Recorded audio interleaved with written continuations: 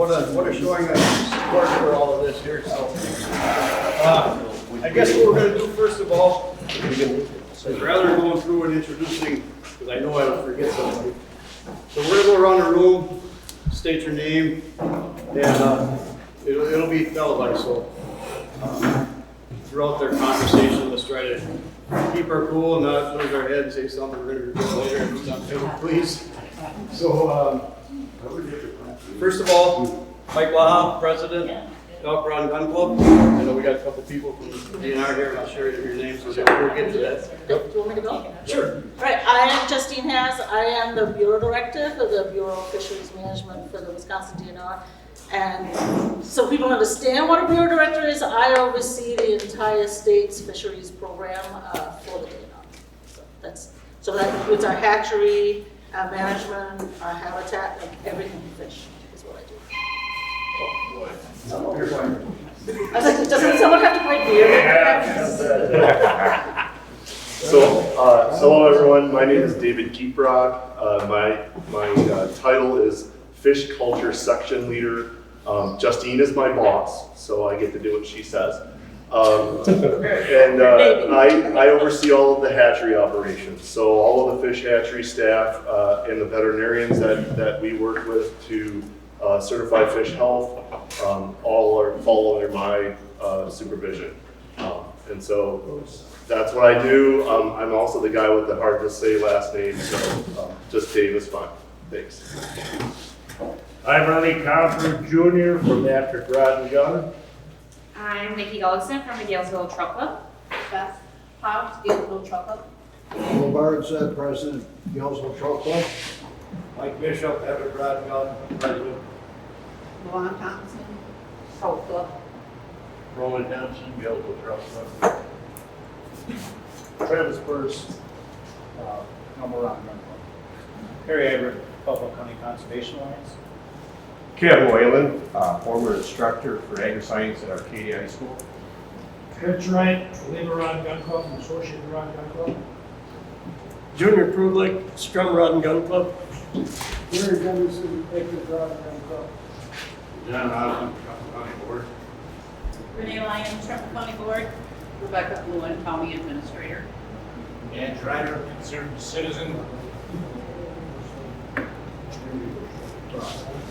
Jay Moore, Arcadia Sports Club.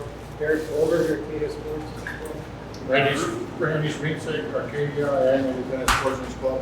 Rudy Supa, Arcadia Sportsman's Club Vice President. John Supla, Arcadia Sports Club President. Ray Supa, Arcadia Sportsman's Club. Bill Racer, Arcadia Sports Club. Bob Meeker, Arcadia and Independent Sportsman's Club. Jared Settlebach, Montley Rock Gun Club. Randy Glitzman, that's at Rod and Gun, and also the chairman of the conservation of Trempealeau County. Bruno. Ryan Straw, Elk Creek Rod and Gun, Independent. Aaron Olson, Independent WTCO delegate. Tim Waters, Wamdi Rod and Gun Club. Sophie Waters, Wamdi Rod and Gun Club. Jim Waters, Wamdi Rod and Gun Club. Tim Field, Wisconsin Farm Bureau. Joe Settlebach, Wamdi Rod and Gun Club. Joe, Noel, and Allison Branger, we raise the fish for the Elk Creek Rod Gun Club. Doug Yam, Elk Rod Gun Club. Captain Liston, Elk Rod Gun. Kyle Laha, Defense Elk President. Bob Harlan, Elk Rod Gun. Hey everybody, Cody Kamarowski, Executive Director of the Wisconsin Wildlife Federation. So I represent 215 affiliated rod and gun clubs throughout the state of Wisconsin. Jeff Brown, Wisconsin Outdoor News.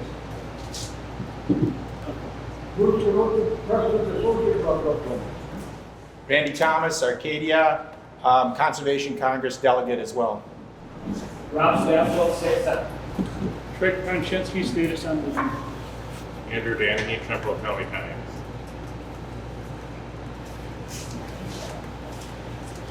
Okay, let's get this ball back forward here. Got a sign-up sheet here, so we've got everybody's name that was here. If you didn't sign up yet, please do so at some point during this meeting. The way we're gonna try and run this is we're gonna ask questions, and I've got a questions from the Viola Rod and Gun Club. They weren't able to attend, so I'm gonna read them off, and then we'll open it up to everybody else that's got questions in here. They can take their notes, and then when we're all done, they can address the issues. Sound okay? Like Jay said, please, let's keep it civil. We're on TV, so let's watch our language. And thank you, everybody, for coming. This is a great turnout. Okay. I have a quick question. Do they need that for the TV, the microphone? No. Oh. He wants it here. He's got it all. Okay. Okay, this is from Steve Sadina from the Iowa Sportsman's Club. I am the person coordinating the Trout Co-op program for our club since 2010. Unfortunately, I have a commitment for tonight or of your meeting, or I would definitely attend. We were told to submit our feed costs and specs to the DNR, and they were going to see if we could get refunds for the feed. I've done that a few weeks ago, but I've heard nothing back. Justine should be able to tell us where that stands. The guy he sent it to was Dave. Yep, that's me. Okay. This is one that I don't think pertains to this at all. It's about somebody doing drive-by surveys. As for the dumping of fingerlings, I made the DNR an offer on behalf of our club to pay the cost for fuel for how to deliver the trout, to make 6 or 7 inspection trips, and for 2 stocking trucks on stocking day. The cost estimate was about $750. I have heard nothing back, and obviously they had already decided to dump the fish. If all the co-ops, clubs, and fuel needs, if they are money, I'm sure that's what drove their decision to dump the fish. Justine said it was going to cost $39,000 to deal with the co-op clubs until the trout are stocked. Another thing you could ask Justine is exactly when they know they didn't have enough money to stock any fish in the state this year. The day before we were supposed to get our trout was when we were told we wouldn't get any. Again, the DNR managers don't seem to be on top of the financial situation. If you were managing your family's budget and discovered you were going to be out of money during the year, I'm guessing you would make changes as soon as possible to correct the problem. Why did the DNR spend money collecting eggs and raising the trout to fingerlings only to figure out they couldn't afford to give them to the co-ops clubs to finish raising and stocking them? It just doesn't make sense to anyone in our club. Another thing is just exactly when Justine knew when they didn't have enough money to stock the fish in the state this year. The day before we were supposed to get ours is when we were told we wouldn't get any. Again, the DNR managers don't seem to be on top of the financial situation, and this goes on again about that. He also had a question as to what is going on next year. Are we going to be getting trout next year, or is the program done? And that's all I've got from Steve. Okay, let's bring it out to the members here, everybody here. Let's start with Jay. Have you got anything? Jay Moe. I guess it maybe has been stated, or maybe I didn't pick up on it, but who made the ultimate decision to stop the program? Could you repeat, who made the ultimate decision to end the program? John? Bushy? I think the big thing is why most of the clubs were going to pay for getting the fish to their ponds. What's the reasoning behind just going ahead and dumping them when the fish are raised and the clubs are willing to pay for the transportation, the people to do it, and everything else? That is, I think, one of the biggest questions. Why just dump them when everything is set, informed, the ponds are inspected, and everything already? Gentlemen behind Bushy? Reno? No, I'm fine. Bushy, Who's next behind Reno? Billy? Brian? I was just wondering, sometime in the conversation, I'd like to know the cost that the DNR, the state of Wisconsin, had in from getting the eggs, getting them hatched, getting to that dry stage, and then trucking them down here and throwing them in for fish feed. Total cost on that versus what was gonna be left was virtually nothing to the state or the DNR. I want to know why you finally decided to bring the trout, and you brought them, and you dumped 2,500 out in the Wamedy Creek at each bridge. Now, couldn't you have worked with the local people a little? And I know I had 16 different spots, and I had 12 Cat Lily and Black River, and I had 16 different upper ends of these creeks, tributaries, lined up that was great habitat. And instead of dumping 2,500 at like 8 different bridges, we could have spread those out, and I think it would have made a heck of a difference. And the survival rate would have been quite a bit more. I have a clarifying question. Did you say you called Dan to talk about that, or did you say that you called Dan after it happened? I called him before it happened. How he came, it was just luck that we saw my brother saw the tanker go by, called me at the house and said, hey, the DNR tanker just went by. So I got in my truck, went up to Wamedy, there he was at the first bridge. And I said, Howie, I know where we could put these trout. He said, I'm sorry, Tim, and he handed me this piece of paper. Got your name on it, Dave. Yours too, Justine. And it has the list of the bridges to drop 2,500 trout at each bridge. And I was just going, man, we gotta spread them out a little bit. There was nothing Howie could do. That was a waste of the resource, people. That's all I got. Young lady? Mr. Walters? A couple of months ago, local stream here got shocked by the DNR, American Valley. All the browns got taken out of it and put down below the spillway that's there. I want to know what's going on there. Is there something against the brown trout? And also, a couple weeks ago, in the Wamedy area, there was a U.S. Fish and Wildlife crew inspecting all the culverts to see if trout could pass or couldn't pass through. And I want to know what that's all about. And by the way, that was funded by Trout Unlimited, is what the gal told me. Can I ask a question on the first one, the brown trout? What stream and county was that in? Trempealeau County. American It's called Valley. Turton Creek. They call it Turton Creek, but it's American Valley. Is what it is, but it's I mean, considered Turton Creek. They consider it an upper and a lower now, because by the Mill Pond Bridge, they want brook trout above that and browns below that. I don't know what the understanding is of that is. Why? It's got something to do with Trout Unlimited. Yeah, what it is? That's exactly what it's got something to do with. They want to make that a specific brook trout stream. This is a driftless initiative thing, something to do with their DARE program. They think that the brook trout is like next to extinction. I'd be exaggerating that a little, but they think the sacred brook trout is kind of in trouble because of the climate change. So they're trying to do some stuff. I'm pretty sure that they're trying to coerce the DNR into doing that too.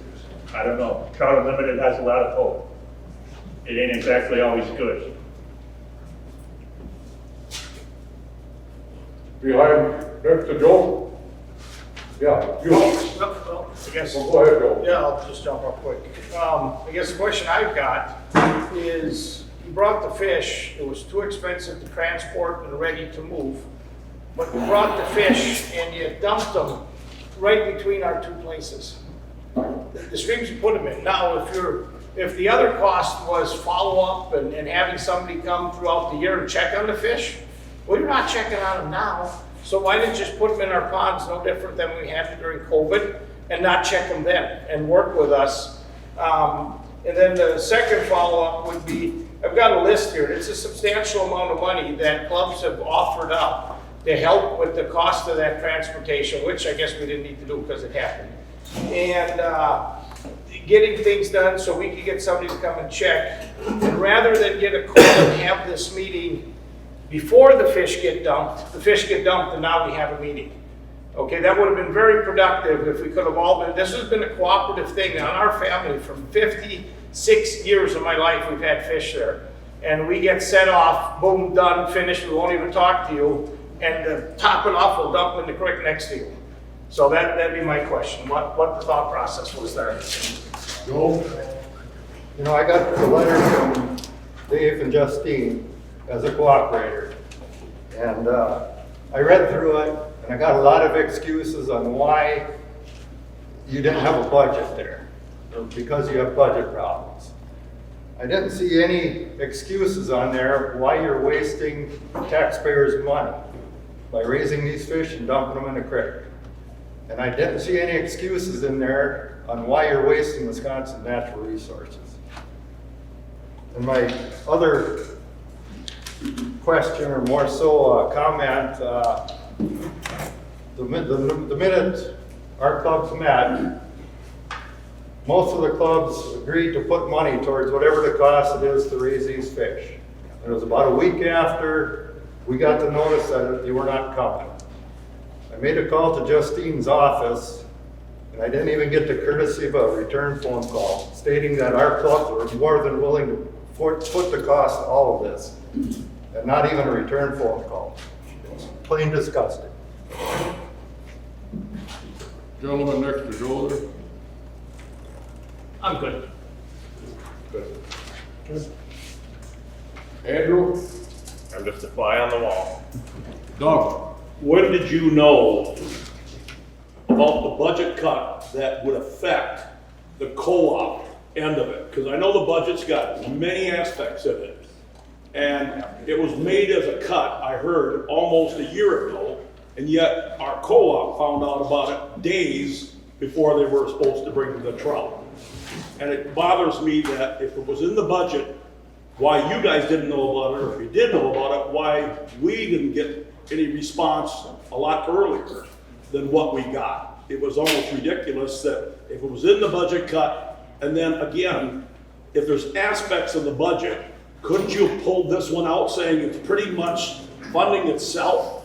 The other ones maybe cost that $39,000, but this one pretty much funded itself because we do all the raising. So that's my question. Kevin? Well, if they cut the program, what's the DNR going to do with all the hatcheries, the equipment that they have? Are they going to sell it, utilize it somewhere else? Josh? Rob? I guess most everything I want to say has already been said, but I mean, as far as, I'm curious about next year, as far as fish, not only for the co-ops and the streams, but I mean, in Trempealeau County here, we are blessed with a lot of lakes, we have mill ponds. I know it's a put and take fishery, but there's a lot of kids that learn how to fish there, shore fish. You don't, mom and dad don't need a boat. And it sounds like that program was cut too. So you can extrapolate on that. Other species, you know, we're all talking trout here. Everything's been talked about trout. But is it true? I think at Black River, you're not raising bass, you're not raising walleyes. I mean, what else? I mean, I think what you're headed for here is a license fee increase. But it seems like, you know, we tend to give more and we get less. So if you get your license fee increase, what are you going to do? Are we going to get the quotas back up to where they were, or are we going to stay status quo? Cody?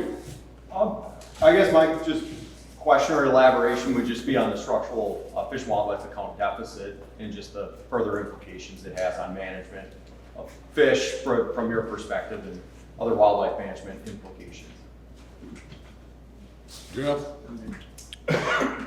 Bushy? Did I miss anybody here? Over here. Oh, go ahead. My question is pertaining to the impact, not just financially, which is going to be huge. I had the chance to be at Giehtbrock Park in April, and there were some people that they were coming to make sure that they knew how to scout their stream so they were ready for the fish opener. And they had driven from Michigan here and then they were gonna come back again during the opening season. That's a tremendous impact. You have somebody traveling that distance because of the quality trout streams and the fact they're gonna catch it. The other question that I have is, do you guys understand the impact that you're having on the local students? That when I taught for 30 some odd years, the motivation for understanding what kind of environment they had, how to control invasives, what kind of animals that we wanted in the trout stream, the whole motivation was that when we planted the trout, they'd survive. #1 class, environmental science, natural resources, was when we shocked the fish to see what kind of growth we got. When we were in Swins Valley, see what kind of habitat restoration. Your actions aren't just affecting this year. Your actions are affecting to the future of what we have. And I know we're trying to stimulate respect for the environment. We're trying to stimulate individuals to work in the environment. This is going to have a tremendous impact on all the schools because we've worked with Rob. We've got those kids out there, not on low-level stuff. I had my AP environmental science class out there doing all kinds of enhancement, and the reason was so that the trout would survive, so that we would have outstanding trout. And they were the first ones that would grab the pole because they knew where the fish were all dumped. They said, this fish, we're going to be able to get fish this year. They were all excited about that. So basically, do you understand the impact, or have you done any investigation on how that's going to affect Western Wisconsin financially and the education of our next generation's involvement with conservation? Rich, Junior? You have all kinds of comments, but no questions. Just why was the communication so late? I mean, you obviously had to understand the impact it would have on people. What's the big picture budget of the DNR that people around here locally can expect in the future, and are we working together to protect resource? I'm good. Mike? No, I'm good. My question, a couple questions. When we had COVID, the license, fishing license went way up. So there, from your normal amount of money you guys had in your budget, your income went way up. So I'm guessing it was spent. But if you guys were considering reimbursing the clubs for all the food that we've spent, that we bought, are you going to consider reimbursing all the people who bought trout stamps? Even though that money goes to the habitat, but if there ain't no trout, no sense buying a trout stamp. Mr. Compromise. My question is, when you guys go to start the fiscal year, you usually budget it in December or back prior to that. At that point, you had to know that there was problems with the fish hatchery. And you guys wait and let us go through all the hassle of getting these things ready when you should have sent out a letter in January saying we're under stress, we may not be able to put this to the table and get you trout this year. You could have gave us months of advance warning, and we would all got together just like we are right now and tried to figure out a way to make it go. But no, you didn't. You sent us a letter out, you told us to clean the dang fish ponds, and then you give us a letter and say, well, we're coming to inspect it this day, and next week you'll get your trout. And then the day or two before you say, well, we ain't got trout. To me, that is a total failure on the DNR's part. Whoever's in charge of that, they need to come forth and address us all. That is just bad politics, the way the politicians go nowadays. You guys are trying to follow up with that. I think you guys need to give us a well explanation on everything, all the way through, and need to address this about next year. Not wait till next year, get it done in the next couple of months.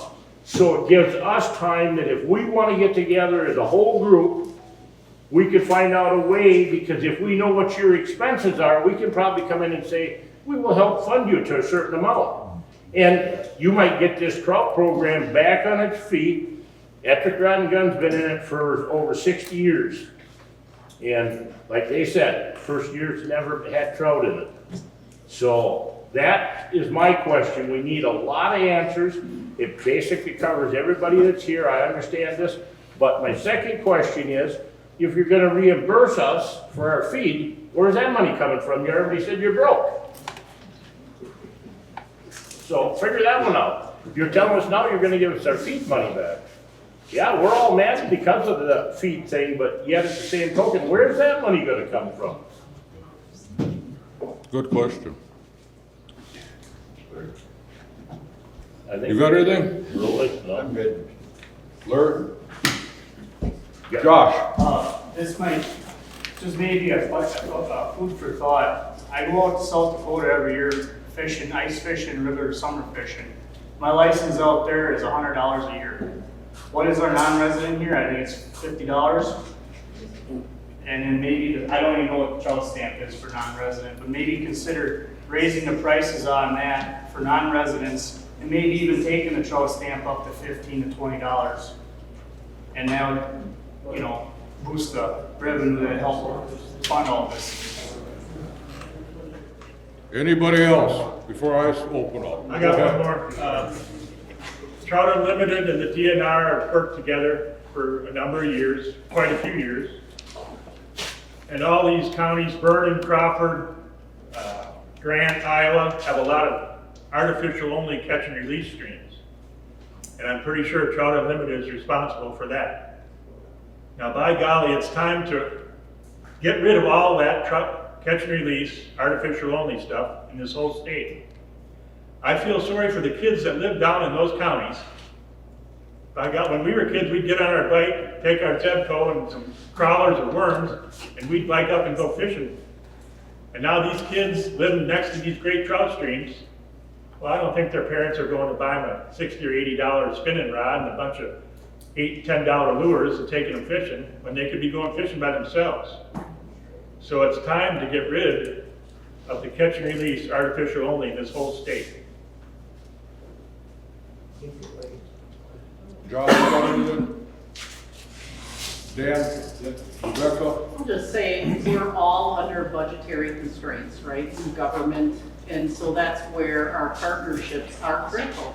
And so to kind of turn your back to the partners that are here and willing to step up when our goal really should be all working toward the same thing. And I would think that DNR would be wanting to work towards the same things that everybody here does as well, in making our state a great place for outdoor recreation. And so to not reach out to your partners just doesn't make sense. Renee? I'm good, thanks. Okay, anybody else? Because I'm gonna open up here. Our club has been stocking trout in the ponds since 1919 after the boys come back from World War I. They used to get delivered into Independence on the railroad in cream cans. The mail hauler would take them out and disperse them in all the ponds. Not the ponds, sorry, the creeks. Okay, that's dedication for how many years? 1946, we built rearing ponds out there by Joe Bragger's. There's been trout in them every year since that year. Even the year of the COVID, we had the trout out there. Our club, and I'm sure, I don't know, I can't speak for the other clubs, we have spent thousands upon thousands of dollars. The Associated Club has helped us out many times supplying rock for us.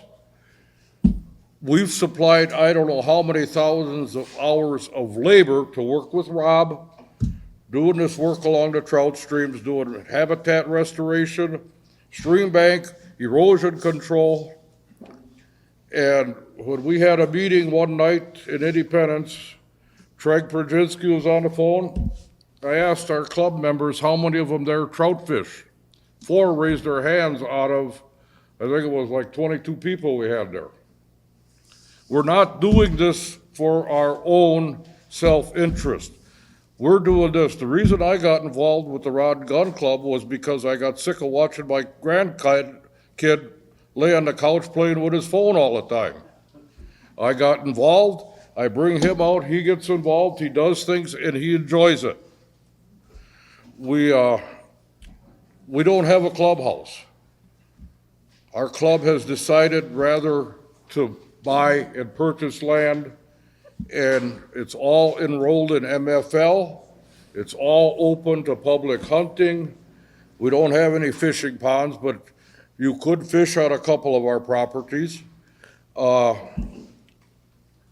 Very few of us use it for hunting, but there's always vehicles there, and these vehicles are from all over the country.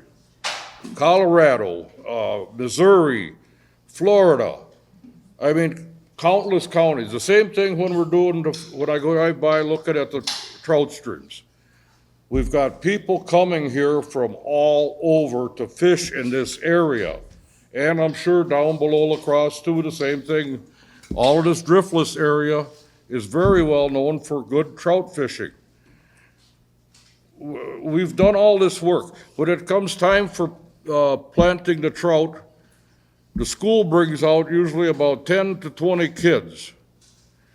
All they got to do, Howie helps seine them, and one guy sits on the truck and counts.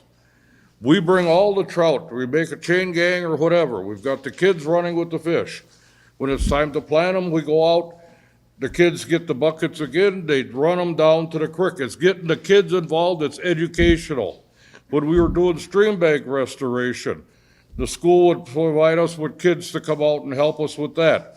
They were learning how to take care of the habitat, how it works, what's going on with it, and they had fun. They had a lot of fun doing it. We fed them afterwards. It was great. From our county board director of parks, Dave Carlson, I got an email from him. $72 billion is brought into our county on tourism alone. In our county, there isn't a hell of a lot other things to do than hunting, fishing, biking, camping, hiking, snowshoeing, I guess, in the wintertime, but that's not bringing people in from all over the country. $72 million going into the state coffers at 5% is a lot of money. Huh? Or, yeah, whatever. But another thing is, if I want to go out to Colorado elk hunting, which I haven't done now for 10 years, if I went out there to buy an elk license or a deer hunting license, I'm going to pay probably $600-700 now. They can come here to Wisconsin and hunt their deer for what is out-of-state license, 125, 130, I don't know. It's like it either went 150 or 160. It went up last year. We need to start reciprocating with these other states.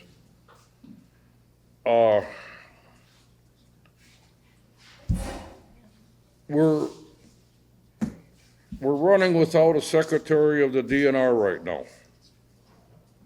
We need for our legislators to step up and do something here.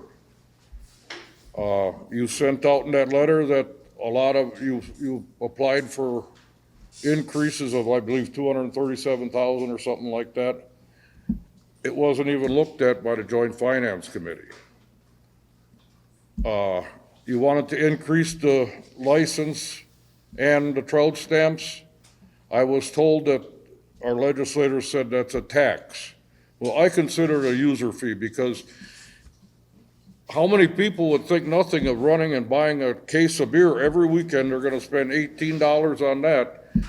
They can go out and go fishing every week of the year during the summer months for $10 for a trout stamp and the cost of a license. I don't believe the Sportsmen are against any increase in hunting or fishing licenses. Go ahead. I noticed it's been brought up a couple times with the trout stamp. Trout stamp does not go to our fish. Trout stamp goes to the habitat. That's correct. That money's separate. So that's not helping us where we're at right now.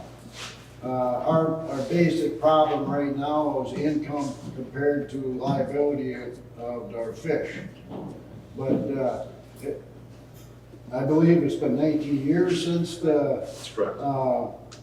fishing license costs For residents. For for residency. I personally put the blame on our governor and so forth, finance committee, because they should have an increase. All of our costs of housing, electrical, whatever, our average cost of living goes up every year. I'm pretty sure that all them guys get a raise every year too.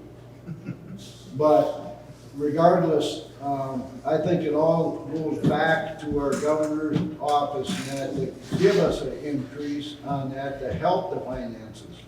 The only problem I see a lot of times with government is when they get an increase and that's the first thing they do, they all get a raise before the money goes out. But regardless, it's just the difference between, can't just raise that trout stand, because they ain't gonna do it. That helps the stream banks and so forth. But we gotta get more income coming in, I think, to help the budget. I agree. As far as the trout stream restoration and stuff, Rob, correct me if I'm wrong, but we don't get any money when we do that from the DNR whatsoever. It's self-funded, it's, NRCS helps us out, Trempealeau County has helped us out, associated clubs. That's pretty much self-funded, we take care of that. Excuse me.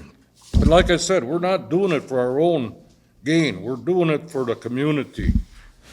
Joe? Well, I was just gonna say, rather than you start debating a lot of the funding, or governor, or assembly, or any of that stuff, could we get some of the answers that we came to hear? Maybe, because maybe we can have time for follow-up questions at the end, but maybe we ought to hear now what they have to say about it, because they probably have quite a bit. I agree, we could go after those issues later. Our focus right now is to get the trout back in these fish rearing ponds. Mr. Compton? One more thing, if all these clubs just said, that's it, we're done, we throw the towel in and do nothing, think of the amount of revenue that they make on all the beer sales, all the stuff, money that we do, it generates revenue for the state. And if we just decide, heck with it, this is what they want to go, they don't want to help us no more, we got to get a plan. No matter how it is, it takes us all together to work together.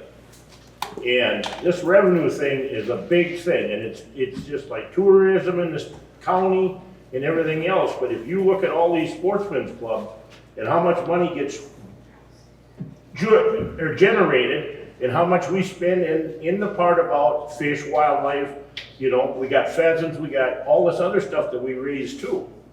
And we do that at our own expense. And if we took all the feed that we did for our pheasants and all the other stuff that we raised, that would take revenue out of the county. And that's what I'm getting at is, it ain't just the trout thing, it could affect us all if all of our rod and gun clubs and sportsmen's clubs said, that's it, the state doesn't want to work with us, throw it in. So we need to get together and work a plan out. But like you said, let's move on and get started with this others and let them answer, but yet they need to look into the future now. This is time to bring it forth and get it all done and set and go from there. Anybody else have any questions? There's another thing, with all the rod and gun clubs in Trumpealeau County, take all their land, pay the back taxes, lock it up so nobody's allowed to hunt it, take it out of the hut, take it out of the program so nobody's allowed for public hunting anymore. They're gonna pressure that, it's gonna put on the state of Wisconsin or the rest of their land. And Trumpealeau County's got a lot of land owned by a lot of rod and gun clubs for people to hunt. There's guys from Alabama that come up here to hunt turkeys every year. I got friends from Tennessee that come up here trout fishing here. They're not coming back anymore, I guarantee you that right now. After this, they're not coming up here. But I just meant they're coming from all over. Yeah, I'm not touching turkeys either. I don't do turkeys. Except Junior, at we keep bringing up the same subjects over and over. Let's quit chewing on this bone and get some answers. Yeah. I agree. Give them the microphone. I'm still in the mic. I only have my computer on because I have a new computer and it didn't hook to my printer, so I couldn't print the stuff I wanted. So I wanted to make sure I got the right numbers for everybody. So do I need to? Okay. So I'm going to address there was a lot of questions and try to consolidate some of them because there was a lot of similar things. So I'm going to talk about how we work plan, how we budget, the structural deficit, how the time difference between when we knew things and when things were communicated out to the groups, what that time frame was that we were working on all of this. And I'm also going to put it into the bigger picture of all the things that we have going on within the fisheries program. And there is, obviously a lot of you in here also hunt, and there is a lot of difference between the funding, overall funding that fisheries gets compared to the overall funding that wildlife gets, and especially on the federal side. So I'm going to try to collate all those things because I heard all about all of those things. And then we're going to weave that into also the life cycle of the fish and our production, because these timings are all, they have to all be synced up in order for things to work for us. So firstly, the way we work plan is we work plan every 2 years. And that is, a lot of that is to do with the life cycle of fish. We have eggs and fish in our hatcheries constantly, and some of those fish are in that 18 months or 2 years. So we are cycling, we work plan on a 2-year cycle. Many other folks only work plan on that annual cycle. So, and then for everyone to understand what a fiscal year is for us, because depending on who you talk to, these fiscal years are all different. A fiscal year for us starts July 1 of one year and ends June 30th the next year. So we are currently in fiscal year 25. It started July 1 of 2024. It will end June 30th, 2025. We work planned for what we expected to be able to do statewide for everything. So we're talking the hatchery system, the habitat, all of our stream surveys, lake surveys, all of that work that we do across the state, that was actually work planned back in early 2023. This was before we were aware of the structural deficit. And for those of you who don't know what that is, I'll get into that in a second, because we use that word a lot. So we actually work planned back we were work planning in January of 2023 for money we're going to be spending right now. And so when things changed after we'd already work planned, some of these fish were in the systems. There was other work that we've had to make adjustments on too, and I'll address that because I know a lot of folks think this is the only thing that we have done, and there's a lot of things we've had to do. And I will tell you, I have had no pleasure in doing any of these things because my job and my goal is protection of the natural resources and allowing folks to have access to these resources. So like I said, we work planned in 2023. So we get allotments annually, and just so everyone is aware of the types of funding sources that we have in our program, we have what is called the segregated fund. That is the account that has the structural deficit. That is the account that holds the licenses. That's your general license, so that's like your general fishing license. Then we have, and we've talked about it here, the trout stamp. We get about $1.8 million a year that specifically goes into that account, which I think you're all aware of because I've heard it multiple times tonight. That really can only be spent doing habitat work. I then have a Great Lakes trout stamp, salmon and trout stamp. That money can only be spent on projects and work for the Great Lakes. We have a couple of different sturgeon tags. We have an inland sturgeon hook and line tag. We have the Winnebago, sturgeon spearing tag, and those again are very dedicated funds. So those, and then we get a few grants. We get a gaming fund, which funds part of our treaty program in the northern third of the state. And so 95% of the funding that we get in our program is all driven by licenses and or grants. And we do get some GPR, and that GPR has been spent traditionally on stocking fish. So that's sort of like the big picture of the money. So what happened was we get, so even though we did that work planning back in 2023, for 2025, we've already got fish started, et cetera. In January of this year, we were given, we annually get the allotments then for that next fiscal year. And so when we got our allotment in January, it was $2.5 million less than we had work planned for.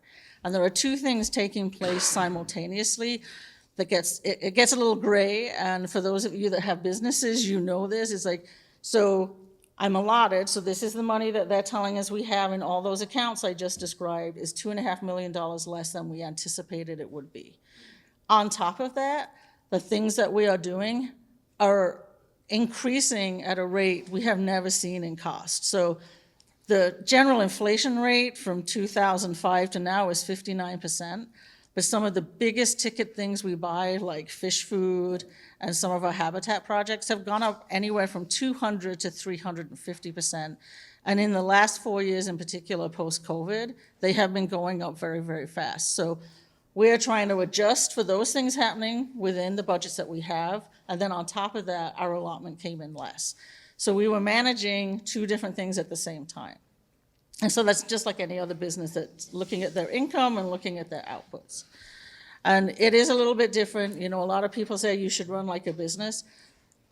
We're not a business, unfortunately. You know, we are managing natural resources, but we try to manage our books like a business, right? We're trying to make sure we don't overspend. The other thing you all need to understand is we also have a spending authority. So there is an amount of money in the Fish and Wildlife account. So that is the account that houses all those things. It houses the stamps, it houses the segregated funds, it houses our federal dollars. There's a maximum we can spend. And that is in combination between Fisheries, Wildlife, and PSRP. They're the three main. There are other folks that get funds out of that, but they're the majority of who draw out of that account. So I know some people are like, oh, you've been overspending. We cannot overspend because we actually have a cap we cannot spend past. So that is also in play here. So I have a cap. I've got increased costs in doing everything that we do, all the work that we do, and then a decreased income. And I heard, I think it was a gentleman over here, commented about, well, during COVID, we had this huge influx. And yes, for 1 year, we had a huge influx. But then we are back to where we were pre-COVID in numbers of sales of licenses. And so it did do that big jump, and then it dropped back down. What is interesting with that is our money is matched with federal dollars. So for those of you who are hunters, you're all probably very familiar with Pittman Robertson, and because everybody buys lots of guns and ammo, that account is super, super flush. On the fisheries side, it's the Dingle Johnson Fund. It is sport fish restoration. Even with those huge license increases, because now I'm trying to think of the word I'm looking for, the market, so like if you were a bait dealer or a sports shop, you couldn't get the product in to sell it during COVID. And so the taxes on those items are what fund the sport fish restoration. That actually has gone bounced around, but has gone down for us because even though everybody was out there fishing, the products were not on the shelves at the same rate as the licenses were going up. So from our side, on the fisheries side, we don't have this humongous pot of federal dollars that also support this for us. So that is in combination what we're looking at. So in January, we were given that new allotment that was $2.5 million short. There were some things we had to do immediately. So I don't know if any folks here are part of a muskie group or a walleye group, but we also have been, and I know Cody has seen it, but we have also had to do significant reductions in our walleye stocking, and I'll get to that in a bit because somebody else, I think, Rob, you might have asked that question. But we've had to also reduce our walleye and our muskie stocking. We had to make that decision immediately because those fish spawn really early in the year. We didn't have enough money left from last fiscal year to start those fish because our minnow prices went up 200% in a year. And so we finished off the fish that we had. We stocked out some fish smaller, but then we didn't even, we were like, we don't have enough money to start enough fish. And we knew at that point we weren't going to have enough money in fiscal year 25 to continue them. So those decisions were made relatively early. In conjunction with that, we had to look at, there are some things that, there's a lot of things we're obligated to do, right? There's a lot of things that by statute we're required to do, and there is also some federal court cases that require us to do some certain things. So we also had to fully fund something that we were hoping to try and reduce, and that is our creel in the ceded territory. That is also a very expensive program for us, but we are required to do that to meet our federal court obligations. So we looked at all those things. We did those right away in February. From February through April, we looked at every single project we had funded in that work plan. And so there's a lot to do that. And when I say we is myself and Dave, along with my fish management section leader, our deputy bureau director, my 5 district supervisors, our research supervisor, is that everybody? Budget analyst. And our budget analyst. So, our budget manager. So we basically, that is the core group, and we looked at every single project. We looked at all the funding sources that go to all those projects, what could fund it, where could we move funding, et cetera. So it took some time. We have hundreds of projects, and we cut hundreds of projects. We have cut over 200 projects in the program. It's a little over 25% of what we do. It's been either eliminated, I wouldn't say eliminated, it's been cut because we don't have funds for it, or we have cut funds back from it. And so that included habitat. We've had to cut almost $400,000 in habitat work. We also looked at our operations, because I know a lot of people say, oh my gosh, government spends so much money on administration. And there are some things, like somebody else said, utilities, I gotta pay the electric bill, right? I have to pay those things. So some things were untouchable, and those were those types of things, right? It was the utility bills. And so, because we can't, so maybe we'd like to turn the lights off, but we can't, right? So, so we looked at the things that were really, that we either were, court mandated to do, or like we said, the utilities, where it's like we gotta pay the power bills, and those things were taken off the table. And then we kept going down and down and down. And I will tell you, we had very lengthy conversations. They were all day long. There was a lot of backwards and forwards. There was no way to do this without having some impact to the resource, or some impact to user groups of our resource. When, we went from having almost $15 million as an operational budget to 12.4. And then on top of that, all these increases on everything we're doing. And so that is what we did. That's how we did that.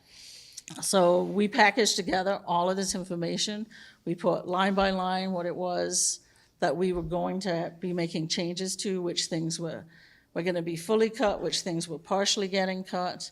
And then, there's a whole chain of people that have to review all of these things. Some things got implemented right away, and some things needed further discussion. And that's when the time delays started to come in for us. We felt we were in a good time space to be able to do this meeting ahead of what we were going to have to do, right? And the same thing with the muskies and walleyes, because we had no ice by the time those decisions were made. We had to make those decisions before we had those conversations too, because the ice went off so early this year. The timing has been really poor for us. It doesn't excuse anything. Both of us wished we could have had this conversation with all of you in May. But there were still decisions that were still being made. There are still decisions literally being made right now. And so not everything that we've proposed has been actually implemented, but I don't have the money, and so we have to, stay within the finances that we have. So that really is the timing of everything that we dealt with the budget. And, we had to look at, and everyone thinks that it was very personal, like that we just were like, oh, we're just gonna take this from you guys, or we're gonna take the muskies from the muskie clubs, or we're gonna take this habitat. It was really not personal. It was, really looking overarching for the whole state where we can make financial decisions. And I know, I've heard the dollar amounts. It's like, well, it was just $39,000. But there were projects that we cut that were $2,000. And because we needed to find every dollar that we could to make up, $2.5 million. It's not easy to do that. And I also did hear somebody else talking about our hatchery systems and what are we gonna do with those. And also a part of that is also making sure we are as efficient as we can be in operating our facilities with the staff we have assigned to those facilities as well. And so obviously we're still raising fish too, but we're also trying to make sure that we're doing that in the most efficient manner as well. So I don't know if, did I miss anything in the budget component? Well, one thing you still have not addressed, the co-op aspect of the trout. We pay, you were talking about the high price feed for your fish, which means the muskie, the walleye, and everything else, salmon, whatever. We're talking about our local co-op of this group, and we're funding the food. I don't care if it went up 200%, we're paying for it. And we haven't heard anything from you about how we got cut out of this budget. That, pretty much we funded ourselves, except for the rearing, which you already had done. So I'll address some of the cost to that. So I've heard some of you come back and say to me that it doesn't cost you anything after you deliver the fish. We didn't say that. No, some have, that has been said to me, sir. So it has. Some have said that, and that's really not the case. So we, of course, provide the fish. We provide stocking trucks and that kind of work. We also provide the checks for Howie to come out and check on fish, and all of those things obviously have a cost to them. And so that is one of the costs. And as Justine said, we were looking down at the $2,000 mark, right? And so we're getting down into the weeds to try to find all of these dollars. And we understood what kind of effect, I think, if I knew this, I knew what kind of effect it would have on you. I knew that everyone would think it was not very much money, but I also knew that we had to find all the dollars and come up with it. And so that part of it is just a budget issue that we had to make some very hard decisions. I mean, I've made decisions about walleyes and muskies that I didn't want to make this year either. I look at my staff, they want to raise fish. That's what they do. It's like telling a corn farmer that you're only going to get half the seed to put in your field this year. I mean, you're not only going to get half your money, you can only do half your job this year. I'm a corn farmer. Yep. And I get a little excited. Yeah, no, that's okay. But this is how I grow corn farm, okay? I'm just gonna cover two things, because you guys keep going back to the same thing. You said you had cost in raising the fish. We get that. Yep. We're not gonna argue that, but that was done. You spent it. I plant corn, I fertilize it, I take care of it all summer, right? You said you had cost in getting it. That was my question. That's not getting answered. You said you had cost in delivering and stocking the fish. You did that as well. So you didn't save any money there. The only thing you cut out, this would be like a corn farmer, fertilizing, planting, growing the corn, having my neighbor offer to haul it to town for free, and I say, well, it's only $3, so I'm going to dump it. That's what you did. You're not explaining why you would throw those fish away when the only thing left was the free portion. I mean, yes, Howie could have came out, but I asked you in the beginning, you didn't check them during COVID. We could have worked something out. We could have had a communication, just like we did at COVID. Joe, are you noticing something with the fish? Are you seeing that? We did it then. We could have worked through something now. So you're not answering those questions. We basically made decisions to move fish a lot sooner than we would have next year. So for instance, how many days does Dave Schmidt move fish in the spring? At least 1 day per cooperator here, right? Dave only made, I think that's 17 locations. Dave only made one trip this year to move fish out of Nevin. So that saved us a considerable amount of money. But we offered to pay. The co-op offered to bring their equipment right to the hatchery and haul the fish home themselves. These ladies would have come down and picked them up or wouldn't got them wherever they were. No With a charge. certified vehicle. And Let me get to the we plan would of have what's paid gonna for happen. inspection. We would have reimbursed for that. That's what we don't get. My part here is, But not specific. you said that your fiscal year starts in July.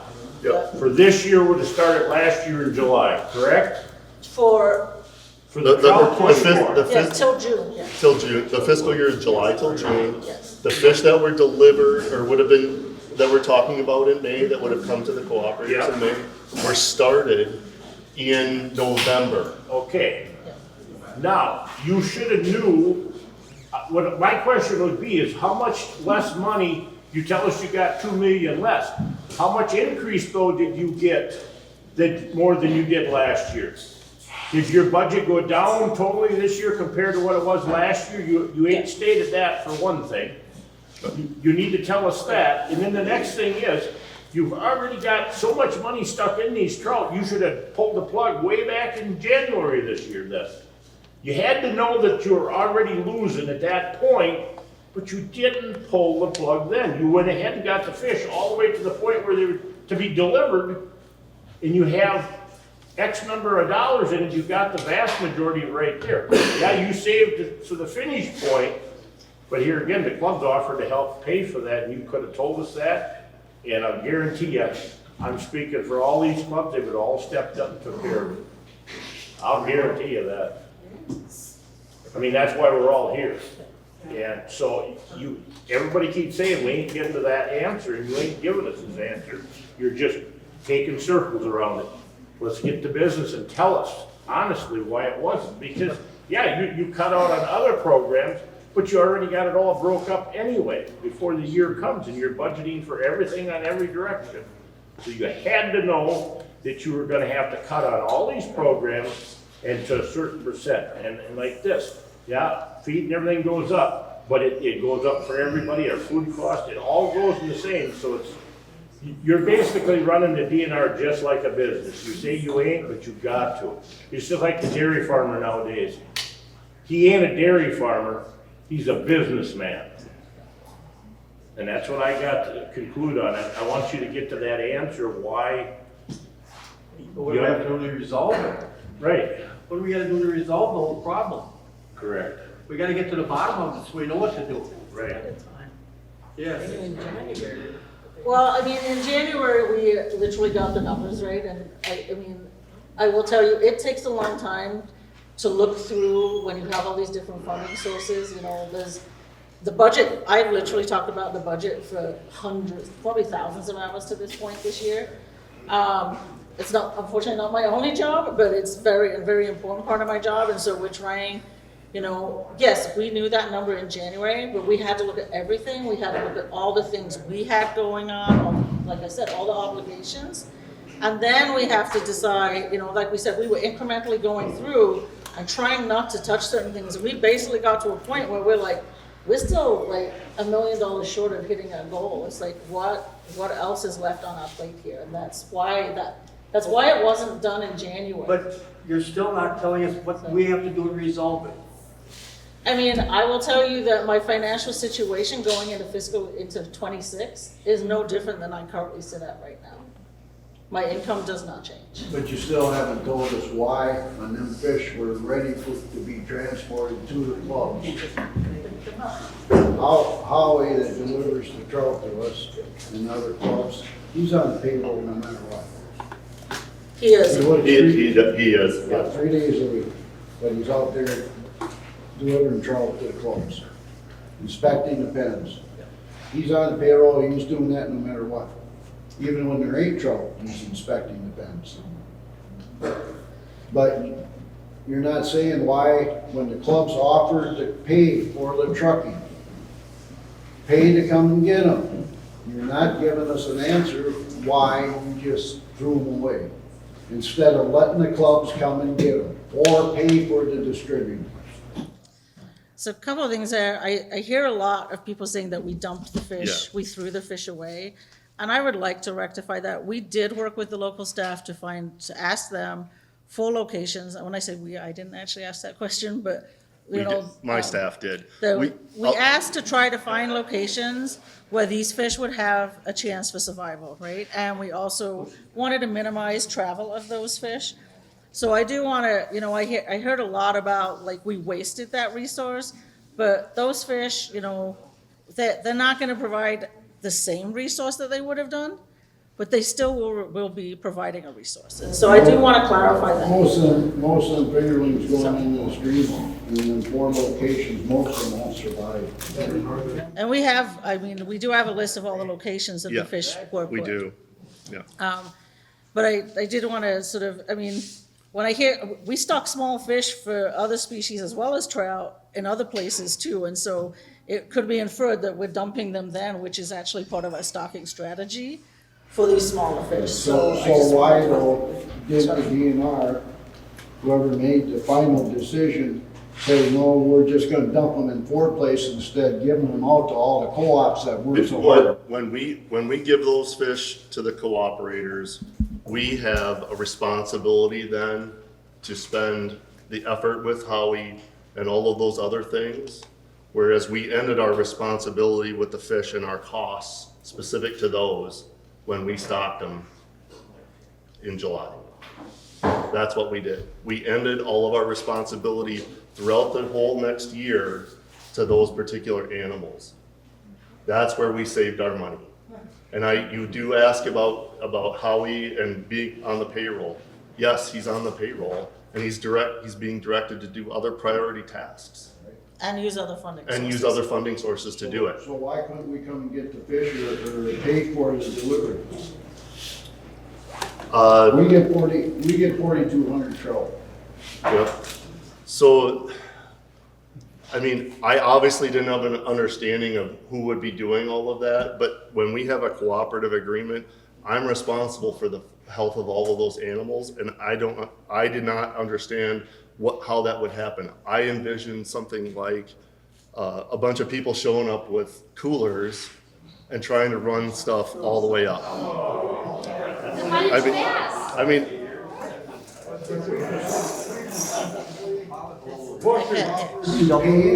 The DNR truck cost To come down. to come down. Howie's on payroll anyway, just like you guys are. So it doesn't cost the DNR any extra there, but we were willing to pay for that truck to come and deliver them. And the bad part is, he drove right past 53, we went up 53, our pond is about 3/4 mile off of Highway 53. Yelzel's is about a mile off of Highway 53, out of the way. We could have dumped them right there and our ponds would have been done. I did want to ask, because you asked the question about the timing, and I don't think we answered that question too about when we stopped the fish out. And for us, it was definitely a temperature. You all are well aware, since you raise these fish, that they're very temperature sensitive. And so we couldn't wait a month to have all these conversations, find out if everybody had the funding. We are responsible under DACCAT rules for the humane treatment of those animals, right, when they're in our care. And so that is also a part of the decision-making that was made. But what you're saying there right now, though, is the difference when you talk about temperature and so forth. Temperature that's in that truck, and then the temperature that's in them streams that you dump them in, the streams are probably a lot higher. Our ponds. Yeah, but they should have been. They should have been titrated. They're supposed to be equilibrated when they're stocking. So they're supposed to bring that water temperature up, down, whatever the difference in the stream before they actually move those fish out of the truck. However, the guy that owns Twin Springs Trout Park, Keith Legge, he provides all the fish food to all the cooperatives. He's got the truck. He would have come down and picked them up. It wouldn't have cost you anything.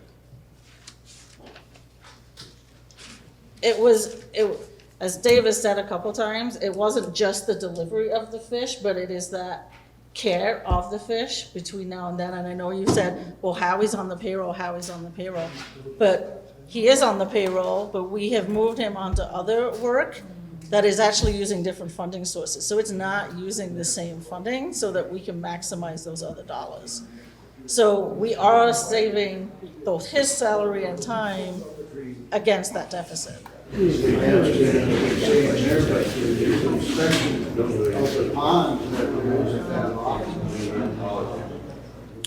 the hours on his timesheet say otherwise. Yeah, the hours on his timesheet plus all of the other supplies and expenses that it takes from when the fish are delivered through the year, that's the number. We quoted it in the letter. So I think that's LTE, or that's fringe benefits and his wages and all of the supplies that he goes through to make all of that happen.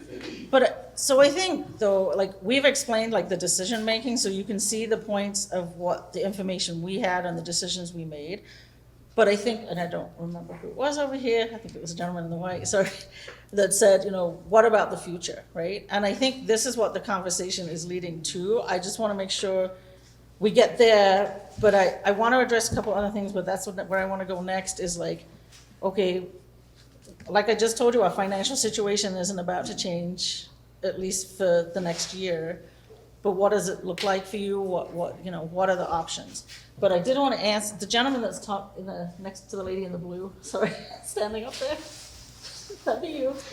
I wanted you said about the brown trout that was shocked and moved downstream. Did you think that was DNR staff doing that? Absolutely. Yes. Okay. Howie did it. Yeah. Howie was one of 5. I'm presuming it's Zach. So yeah.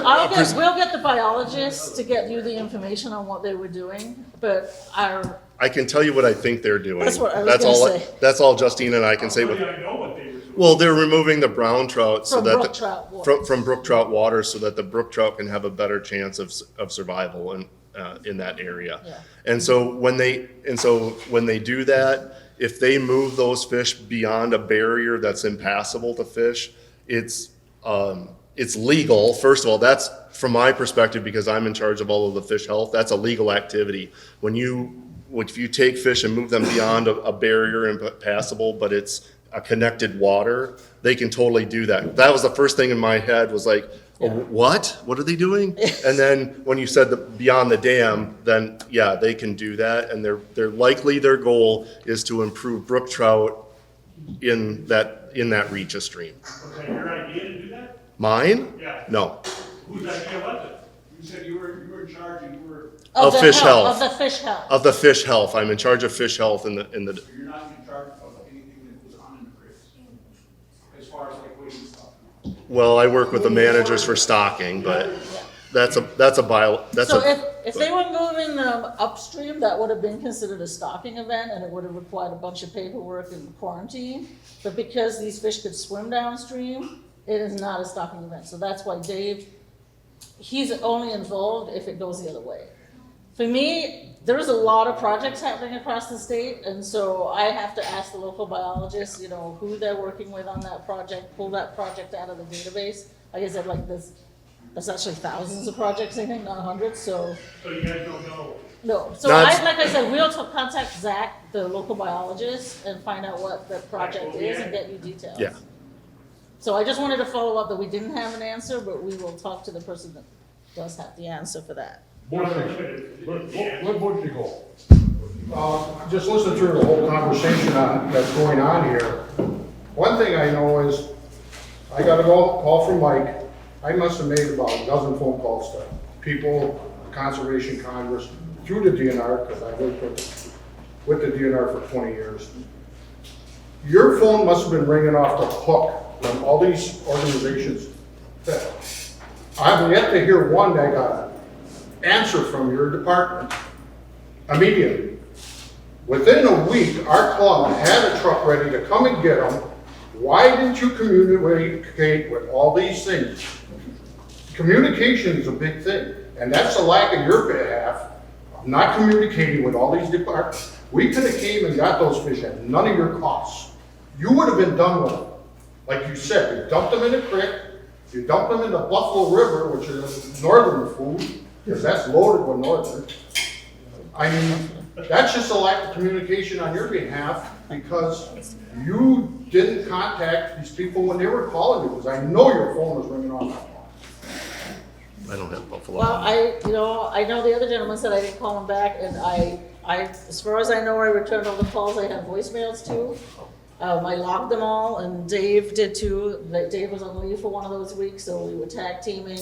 Like, I may have got the call, but he might have done the call back, and vice versa. Well, I didn't hear a person that got a call back until probably after the fish were done. Joel, we talked to Joel, and he said, so I got the piece. Ironically, right after the fish got done. I got pictures of the fish getting dumped. I said, boy, that wasn't within a week and a half you guys were dumping fish here. And I know those fish could have stayed in that hatchery. I took a tour of it. They could have stayed there for a couple weeks with minimal cost. And we could have had them out within a week. And you would have been done with it. We, like Joe said, we could have communicated with your department like we did during COVID. On health. And we were willing to pay the cost of your guy employed by you to come up and do the inspections. We were willing to pay the cost of that, not for his whole salary, just for working with the co-ops. And we were willing to do that, we even offered that, and never heard a response. One other thing, during the COVID, we wanted to raise trout. We contacted you guys, and you told us that we couldn't go outside and get trout and bring them in and raise them and then release them into the creek. Why can't we do that? We did that for years.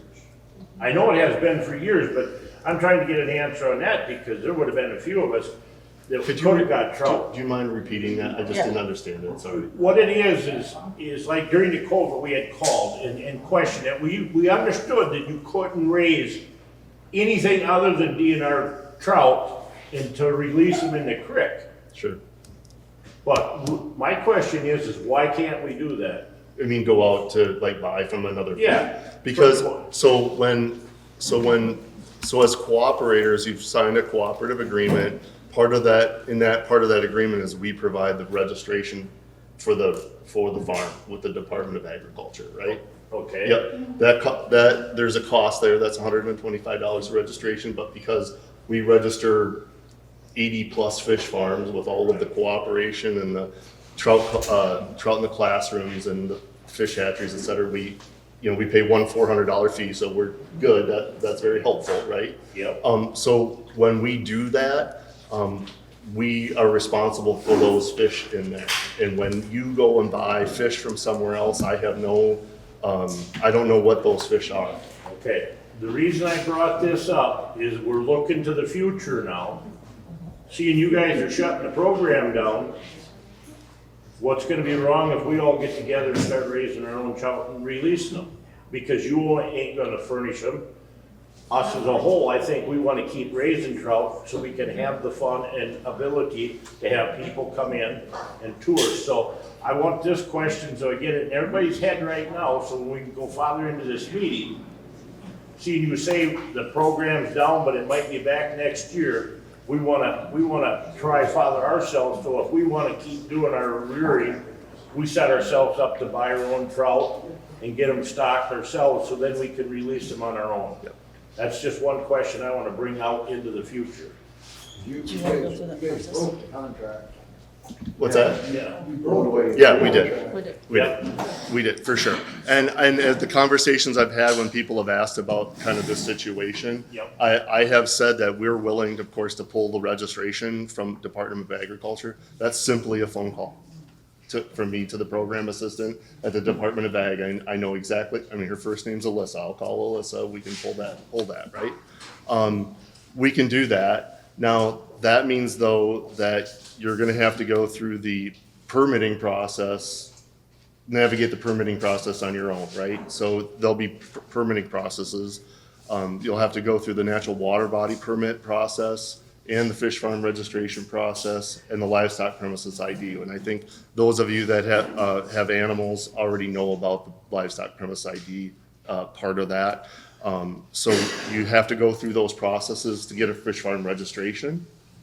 And then when you get that fish farm registration, you of course can buy fish or buy eggs or whatever you're going to do, right?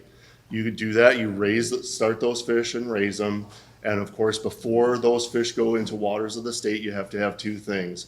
One is a fish stocking permit from your local biologist, so that the fish that are going into the water of the state is appropriate for whatever, like the right strains of the right fish, right? And then the other thing is a valid fish health certificate from the Department of Agriculture. Quick question. I know for the gravel tip, but for the fish farm license, Yeah. I think for one pond, $37.50. It's not a lot. And you get up to like 20 ponds, now there's 3 brackets, right? I think it's 125. But Okay, well, I checked, honestly, it's ridiculously cheap. Even the other level, for 20 ponds is like $300. That's why we spend $400. Yeah, so because you're probably in another bracket, and then it depends if you're gonna have fish that are susceptible to some specific disease, which would be rainbows, but if we're dealing with brooks and browns. But it sounds so scary and so unbelievable. What is the cost of those other licenses, the stocking and the rest? So the stocking permit from us is free. It's free. Okay, so that's not a big deal. And we did, because you had already asked us, John, some questions, that we did ask the local biologist, I think you had talked about rainbow trout. So we actually have a list of waters that in this area, that we would approve stocking permits for. So yeah, so that permit is free. The natural water body permit is a review. It's a review. And then if you need the permit, there's a fee, and I want to say I don't know the answer. it's either $50 or $100, but that's only if you need it. That's only if you need it. It's only if you need it. You also you either need a natural water body permit or or you've gone through the Chapter 30 process, and these are outside of fisheries. The Chapter 30 process. That's how Department of Agriculture will ask you, do you have a natural water body permit, or have you gone through the Chapter 30 process for your fish farm? Is there an easy place to get like a one-pager that says this one, or can you got it, you brought it? We did, we brought someone because you had asked the question. Yeah. It's gonna be a big deal, because we have to decide. Yeah, and of course, I can't make a determination or understand because I don't know everybody's farms, obviously. But here's something to start reading. And I bought some other literature for people to look at, and so that they can start their investigation of how they want to go forward. There was a hand over there too. I mean, if all these were licensed before through the DNR, there shouldn't be a problem. There's Chapter 30s and everything. I wouldn't make that determination with it. I cannot make that determination. I wouldn't do it. Well, then you're above the law, is that what you're saying? No. No. Not saying that. But when, the Department of Ag is gonna require this, whether or not it was licensed before or not. So if you switch owner on a fish farm, and then that person has to reapply for the license, they still have to provide all that paperwork. You're not necessarily grandfathered in if you switch licensing. Is there, okay, because anytime when you switch something, you worry about an inspection and all that stuff. Is there any reason to suspect that a trout rearing pond that worked with you guys would not qualify if in 56 years it's been a trout pond that we're going to hit some inspection that says you can't because of the... I really can't answer that. I wish I could. The reason is because I don't know what improvements have been done over the years, and I don't know what permitting was done when things were built, and I don't know if more recent improvements were permitted as well. But they would have been expected, okay, this... Well, I mean, an inspection by Howie is not necessarily an inspection. Yeah, I wouldn't. It's different. It's different. That is different. And you did it for 56 years, but don't qualify going forward or something, so. Yeah. I got one other question real quick, because also, through this process, because the communication could have been a little better, I know, because you referenced we talked, and we did. And one of the things was, there was like a two-pronged approach. One, is there a way we can get together to find out how to deal with these fish cooperatively and work through that? The second phase was, we have to figure out what long-term, right? But then through that process, has DNR reached out? I get we have a budget one time, right? And that's a biennial budget, but during this process, when it hit the wall, has DNR reached back out to the legislature at any time saying, is there something we can do to work together? Because we had a little challenge, all of us working together. It makes me question if there was actual outreach, because I bet you folks here, if we could have got together sooner, would have been very supportive of making a difference. We can't blame the legislature for something they don't know, but everybody knows we care about these fish. If our club wants to order fish and put them in Joe's pond, I have to place the order tomorrow morning, or we will not get them. I understand that. I understand. I've talked to Keith about that particular issue, and I don't have any more information. That I mean, if you can apply and do all of those things, I can call tomorrow morning and pull our part of the registration. But when you go to Department of Agriculture, they're going to ask for the Chapter 30 or natural water body permit, and I don't know the answer to whether they'll be able to do that or not. John, did you start the process? I haven't yet, but if you can pull mine, you know, and well, we get back together, but I have said from the beginning, I will not stand for that pond being empty. Can Haley help us with that? And then, John, to answer your other question about like talking with the legislature. Yes. So we have a Office of the Management and Budget, and that is, so that's not in fisheries, it's like for the agency. And so we are in the biennial budget process. And so the department, you guys can write these too, like it's not just an agency or, you know, all agencies can do this, but you guys can submit things in the process as well. I don't know how to do that, so you guys might have to Google it. But from our perspective, you know, we submit things to our management and budget saying, okay, you know, they're the people that oversee all this. They're the ones that tell me what my allocations are, right? And so they know the situation, and so they're working on papers that will go to the governor for consideration in his next budget. And then that goes through all these processes. But there are other ways, and I don't want to put Rob Stackschultz on the hook that he might know this system better than me, because that's internally there's one way to do this, but there's also other options. But I would anticipate that there's definitely budget papers coming from our agency to the governor to address the financial situations. Now, whether it addresses, you just heard how big that gap is and how much inflation has changed for us. Just so everyone's aware, the rate of inflation and somebody else said this before, we haven't had a resident license increase since 2005. The rate of inflation from 2005 to 2024 for general is 59%. But as you heard, some of our biggest ticket items that we pay for are 200 upwards of 300% at least during that time frame. So even if we just make those small adjustments, we're not going to be able to, come back and be like, we can do everything that we were doing, because the gap will still be there.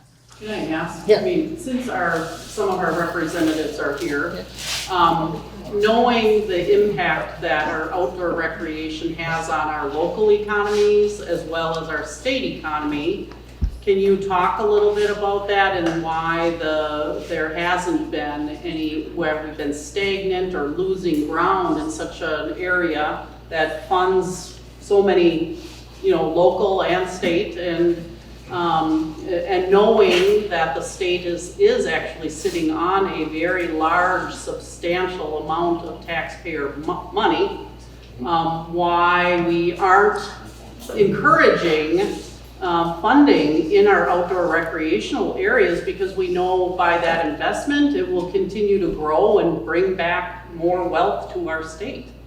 So, maybe you can address that in how you look at budgeting and voting on the budgets, I guess? That's a whole weekend tour. We can go.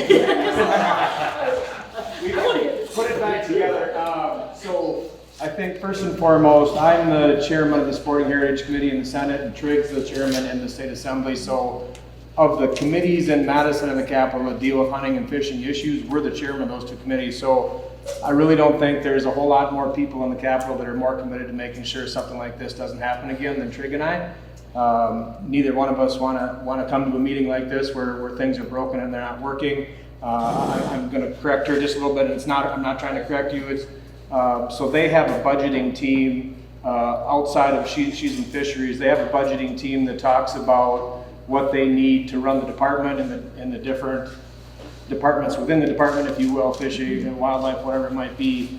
During the budget process, which is a biennium process that started a year and a half ago in January. I don't remember when exactly we passed the budget. I'm going to say somewhere towards the end of July, a year ago. End of June. So that budget's been in place for a year. The one thing that I guess I would question as things happen, and as they pointed out, they couldn't anticipate, we couldn't anticipate the inflation on certain things within their program. There's a process for that. Whoops, we didn't anticipate that. Listen, we've already raised all these fish. These guys want the fish. We're kind of at the end, but we need $39,000 or whatever. It's called the 1310 request that goes to JFC. As I sat here, I asked two different JFC members. Neither one of them recall getting a 1310 from the DNR asking for that $39,000 to replace that. I'm going to look into that to find out for sure if they did or not, but that's an avenue that I guess we could have maybe went for. As we go forward, I think we're going to have big discussions about funding for our natural resources.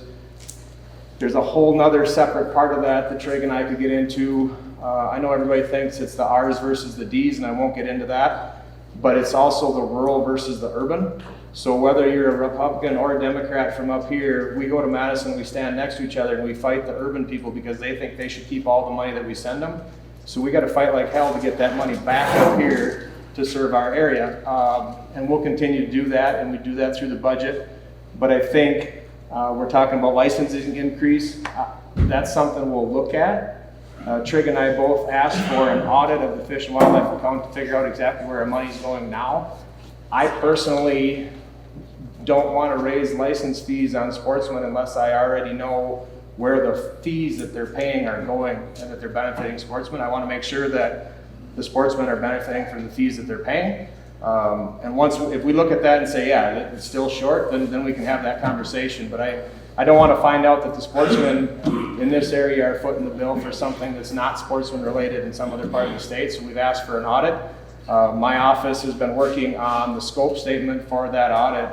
Just last week they sat down, and it's an ongoing process. It's going to be a month worth of those kind of meetings, but frustratingly slow, of course, in government. But we're working on that going forward. We hope to have an audit by the end of this calendar year. I don't know that we'll make that or not, but if we did, then we'd have that information starting in January going into the next biannual budget. So I don't want to speak for Trig, but both of us are committed to making sure. I mean, he talked down there, that's me. I was on the bicycle with the red hook and the worm that I dug out of Grandpa's pasture fishing trout in the creek in Glenwood City. So those are the traditions I want to make sure to stay alive, so I'm committed to making sure that happens. I just want to make sure that we, as sportsmen, are getting our fair share for the money that we're paying in. Why can we not have an emergency session or something to tap into this fund, this excess that we're sitting on, this reserve, to get this program going again next year? So we can fund it for next year. Why can't we do that? I realize we're on a 2-year budget. Why can't we change the budget? Everybody else can change their budget if they need to. So because those guys are on the fiscal 25, they're already operating on next, that's right, essentially next calendar year's budget. So that would be an avenue for that 1310 request to say, hey, this isn't working. We'd like to raise these fish, and because of inflation, things are through the roof. I haven't met Howie, but Howie's expensive to have around. We got to have a little bit more. That's what that 13 request is. It's relatively cheap. And I would support the approval of that, and I would go talk to my JFC members and say, listen, this is $39,000. We need to approve. So the 1310, we do the budget, everything's allocated, and then there's always a little bit of money from different accounts that we can push and pull or whatever, and that's what a 1310 is, request saying, hey, we'd like a little bit of that.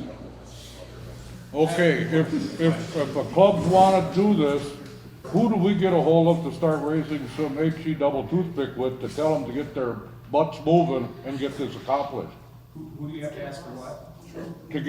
To get this budget straightened out this year so we can get the fish for next year.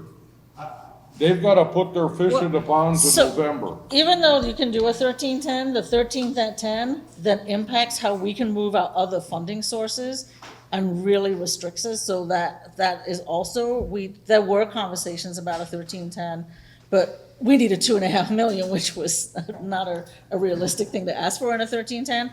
So even though there's an option for it, by doing that, so when I mentioned all those funding sources, right, we try to maximize our spending in the right places. When we do a 1310 and ask for supplemental funding, we lose that ability to move those funds around. And I see these guys nodding their head of like, you need that ability to move those funds around. And so, because we didn't do it for a very large sum, you know, I know that Parks has done it on some things, but they only have one funding source. And for us, with all the different funding sources, it actually does have an impact. And so, I don't know that there was, we never sat in a conversation that was specific. We actually discussed 1310s when we talked about salary, and chose not to do it there too, because of how it restricts us in how we move the funds around. And I actually personally look forward to the audit, because I think it's important that everybody sees where your dollars are spent and the work that we do, because most people we talk to have no comprehension of everything that we do in our program across the state for the different resources, so. I have a question. He's had his hand up. The long-term funding for the DNR, there is no plan.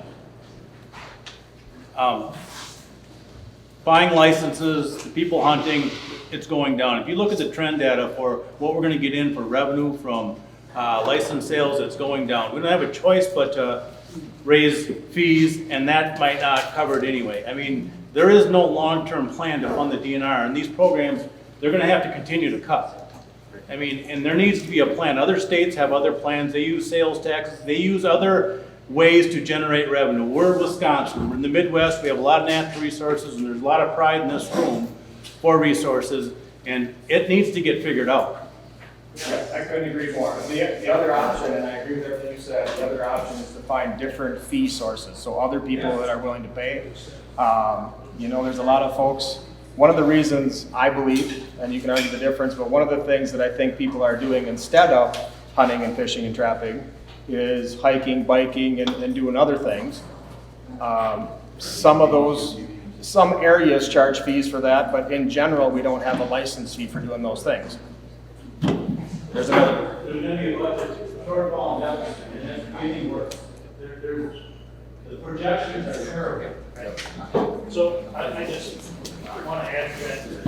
When I became chairman 2 sessions ago regarding what is our vision as a committee, and we've basically put the stake in the ground saying, how can we turn these numbers around, getting youth involved. The baby boomers are aging out, they're not able to hunt. How are we getting access for people to hunt? And to me, that's very important.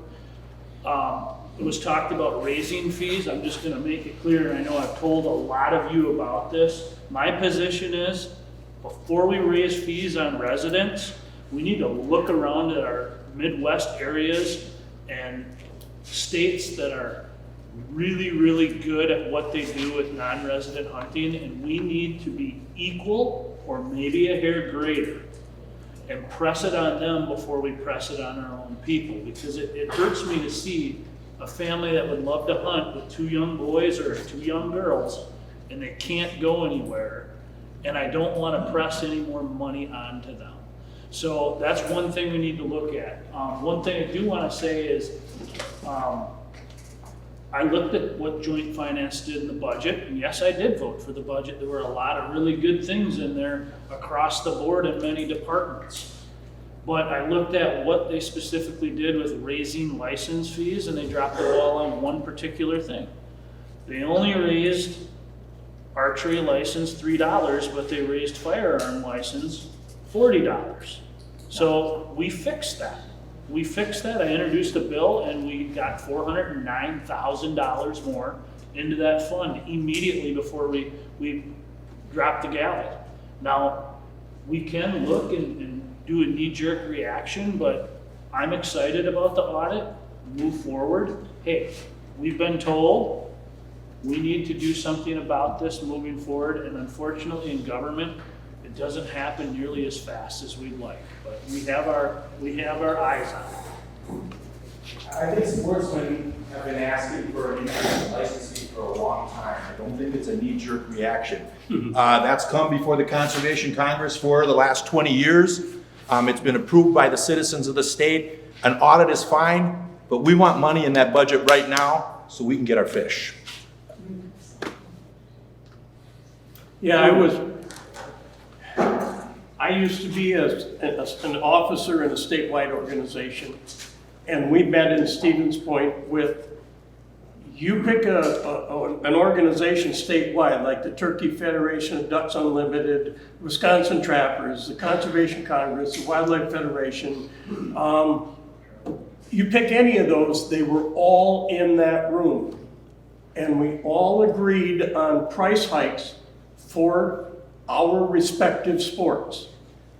The trick was we had to take it back to our memberships, have our memberships vote on it. Then we all met back in Stevens Point.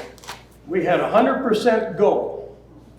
So the state of Wisconsin and our citizens voted to raise their own prices. And we shipped it to the Congress, and they told us no. And it was an election year, so they said they weren't going to raise the prices on an election year. That was 2017, right? Yep. Yeah. And I can speak to it a little bit more. So with the Wisconsin Wildlife Federation, we've kind of assembled a statewide group of different conservation groups to talk about the deficit right now. And we're not just talking hunting, fishing groups, we're also talking non-consumptive groups. Because they utilize the resource and they don't pay a cent. So there's been discussions about, what we're looking at other states, what they're doing. Some states, like Missouri, has an excise tax statewide. Michigan, Minnesota has a stewardship program. And so we're exploring all the different options. So if you're interested in having further conversations about this, please let me know, because those are efforts done in 2017. And then, talking with like the inflation rates of 59% in 19 years. Also on top of it, which was discussed, the declining hunter numbers. So the pool is just going to decrease, and these funding cuts are just the tip of the iceberg right now. I've been talking with the Wildlife Bureau Director as well, and there's going to be cuts in that program. Unfortunately, they have to be fiscally responsible. They have their cap, but they got their minimum that they have to spend, and they got to pick winners and losers, unfortunately. And there are certain contracts, or state statutes or federal contracts with Fish and Wildlife Pittman-Robertson dollars that they have to achieve through those dollars. So, it is incredibly complex. And I'd be happy to talk more afterwards if anybody wants to hop on board and have these conversations. Well, I've been getting a club here, and according to what I'm getting from the southern districts as well, they're more than willing to help out however we can to keep this program going. We gotta push someplace, and I don't know if it's with our Senate, or our legislature, or the governor. We gotta start pushing some buttons here so we don't lose what we've got. We've got a beautiful resource here. Let's take advantage of it. I got one other question. You were telling me that there's a $2 million shortfall, correct? 2.5 million. Out of that 2.5 million, how much is used in the fishery part?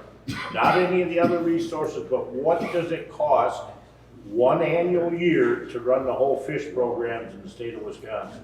So for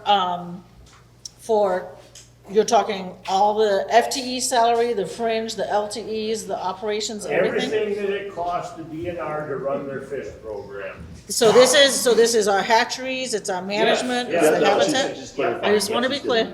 So this year, so prior to this year, it was $36.5 million, and now we're down to under 34 million. Okay. And then of that, the operations is like, so when I say operations, that's like the dollars that pay the bills, not the salaries, is of that, so it's like just over 12 million. And as I said, 95% of that is coming from either all those, all the licenses and and other grants that we get. Okay, to father that, can you tell us how much it is to cost for just the trout? Do you have a dollar amount on that? I don't just have. I don't have just, yeah. That would be my question, because I think. Well, I can tell you, yes, actually, no, I do. I lied, sorry. I thought you. I know. I don't have it with the salary. So of the operational budget, the 12, culture is, so our culture and stocking program is a little over 5 million, so it's not quite half. How much? It's 5 million. 5 million. So that's to keep the lights on at a hatchery, that's to. Raising all the fish. Raise all the fish, LTE. Yeah. LTE labor, that's labor that isn't permanent staff, those are seasonal worker type stuff. Limited term. Limited term employee, yeah, just for those of you who don't know the terminology. So, how much was it? So for the fish culture part? For the trout section here. Oh, just the trout I didn't have. That was all culture together. I didn't have it broken out specific to just trout, because we also have, we have statewide trout, not just this area. So we've been trying to break it out by each location, but it's the coding that we use is for it'd be domestic brown trout, or it's all domestic brown trout, right? And then you have to figure out what came here versus other places. It's taken a little more time to see if we can actually get it to that fine detail with the coding that we use. But at some point, you gotta have that in your computer, how much the trout program is, how much the walleye. It's gotta be broken down in that Correct. computer. Yeah. It is, but it's like the whole trout. So Yes. what I you just really don't She's have just it. saying what she has. I just didn't have And it. I'm understanding that, but what I would like to see you do is give us that breakdown and send it back out to us hatcheries, so we know exactly what we're talking about on our fish part. When you say that, are you talking all trout, or the portion of trout that come to you as a part of it? Just the co-op part. Just the co-op. That's what we're trying to figure out, because. So we did pull, and I don't have the actual full breakdown, but we did look over the last 5 fiscal years and it's so you have to remember there's this trout co-op in this area. We have trout co-ops in the northeast. Right, I understand. And that total was $151,000. See, and that's the reason I bring this up, is I'm trying to figure out between us 17 groups, what it would actually cost us in order to try and make it go up. We ain't one there's nobody here, I don't think, that wants to throw that trout fly road away. But if we've got a figure that we can work for, we can help subsidize, even though the Congress guys gotta go to work for us. If we all get together and work as a group and talk about it, we can get things done. But it's like building the building. If you don't all work together, it takes forever. You gotta coordinate everything. I build houses, I build everything you can think of. It's a lot of coordination, and it's all about communication. Without communication, throw it away. It's like the media, multimedia. How do you think they fool all these kids nowadays and everything? Because they keep driving in their head. Well, we gotta work together to combat that, and that's exactly what we're doing here tonight. We need to get all our heads together and go forward. So we do have it broken down, I just don't have it, might take me 10 minutes to find it, but we'll send it to you In the guys. next week, get it out to all us co-ops. Yeah. Doug's got a question also. Doug, I asked the question a long time ago, I still have not heard why Howie and us were not notified ahead of time if it was taken out of the budget, and you knew all these things you were cutting and all the different aspects of it. How come we didn't know it until the week before the trout were supposed to be planted, and Howie, it sounded like he had no idea about it? How come we didn't hear about this 2 months before it was actually brought to us? That letter you're talking about, you sent it out, but it was right just before we were supposed to get our trout. Why didn't we know that earlier? Who made that decision, and why wasn't it approached to us earlier? Period. That's a good question. I mean, there's a lot of people that have to look at these numbers and give us decisions. I am not always the ultimate decision maker, and there's a lot of people in that process. That's pretty much all I can say. There's not just one person that makes the ultimate decision. Well, it just seems to me that it was awful quick cut. If even Howie didn't know about it, and he calls me on June 20th at 4:35 in the afternoon to tell me we're not getting our fish July 2nd. I will say that for our entire program, all the cuts that we made, like I said, not all of them have actually been implemented. We're still working on some through all the approval processes, but all of our staff were not aware of those changes until after July 1. And that is because as we go through those approvals, you don't want to tell someone that we're doing something, and then that decision could change. And that's how the conversations have been for us going since I agree with earlier this year. several others. There was a total lack of communication breakdown here with this I agree. whole operation. I do not disagree with that. Anybody got yes? Something comes to mind when you guys sit here and we're talking about what's going in the future, that's all great. My question is how much did we already have invested in these fish? How much have we already invested in these fish? How much would we have to invest to get them to a decent place? And what is the mortality of those fish now? Because it seems to me that you wasted thousands of dollars to save hundreds. I don't have the answer to the mortality rates, and we can run the other numbers. Yeah, we can run the other numbers, but We have numbers in lots of different ways, but to answer that specifically, in the way you just asked, we'd have to look at all the, because we keep getting asked lots of questions and we calculate lots of different numbers because we're asked them slightly different, so I don't have them handy. I don't either. Because all the cooperatives across the state were put together, so we keep having to pull the 17 out from over here every time we do the calculations. Because there are other cooperatives too. But we can get you that. Can we set up some kind of a meeting with probably our legislatures, you guys, and representatives from all the clubs that are in the program, and start working towards a solution? Put a steering committee together or something like that. But we've got to keep this going, people. Mm-hmm. We've got to keep it going. I think, And Mike, I look forward to your answer to email. Mike, you're asking, that's the right question right now. Pardon? That is the question right now. And I want to say that, because Stand up, I'm all George. done. So I do want to say, most of the answers I'm just not happy with, but regardless of that, I gotta, whether I like it or not, I gotta respect two people who come in front of a group of angry people and are willing to answer questions, okay? I gotta respect that. And then the next step is, we've aired our grievances, we're not happy with it, but we're still stuck working together if we ever want to make something work. Okay, so what are the next steps? Mike, I think you're asking the exact right question. What's the next steps if we want to make this work? And what's kind of a timeline? We will. We'll drive to Madison if we have to, whatever it takes. We want to get this resolved. Yeah. We're not all in Madison, did you know that? Well, wherever. You shut down the office in Black River. So, I mean, so our goal is after today is to take back the information, everything that we've heard, discuss it with that policy team that we talked about, also discuss it with our administration. And, I mean, I look forward to having more conversations. I would say, I am just thinking about my calendar because I'm taking some leave.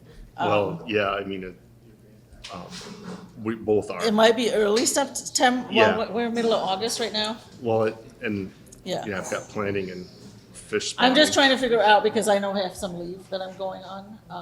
And so we would definitely are gonna commit to it. We'll have to look at some dates that will work. But like I said, we have to take it back to our, like, I don't make all the decisions. We're not doing this in a void. We do this as a program.